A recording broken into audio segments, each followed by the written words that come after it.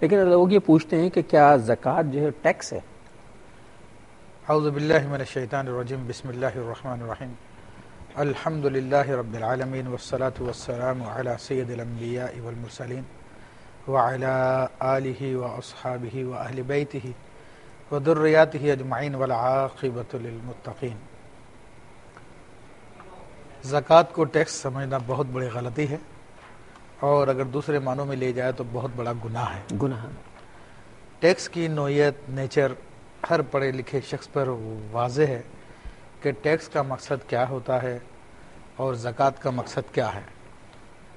غاضی النظر میں ٹیکس کو اگر دیکھا جائے تو یہ گورنمنٹ اپنے لوگوں پر اپنے گورنمنٹ کے کاموں کو چلانے کے لیے، بلکہ پورے ملک کی فلاح و بہبود کے لیے جو پیسہ لیتی ہے وہ ٹیکس ہوتا ہے۔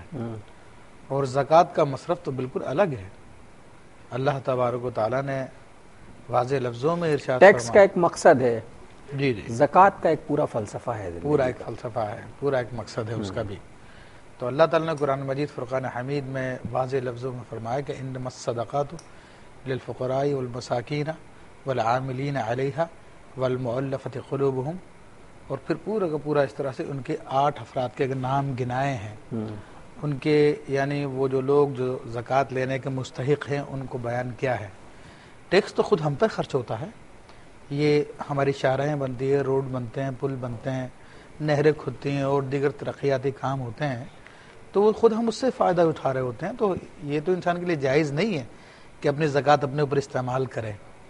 تو زکوٰۃ تو ان 8 افراد کے لیے جن کا اللہ تبارک و تعالیٰ نے قرآن میں ذکر کیا، جن میں فقراء ہے، مساکین ہے، اور اس پہ جو زکوٰۃ کو جمع کرنے والے حکومت اسلامیہ کے تحت جو لوگ ہوں، عمال۔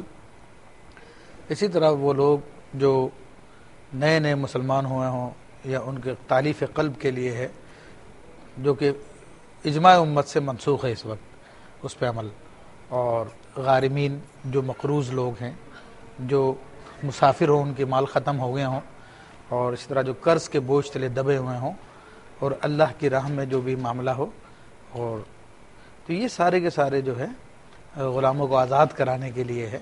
تو اللہ نے اس کے مقاصد بیان کر دیے ہیں۔ تو جو لوگ ٹیکس زکوٰۃ کو ٹیکس سمجھتے ہیں بہت بڑی غلطی پر ہیں، وہ قرآن کی بنیادی تعلیمات سے واقف نہیں ہیں۔ میں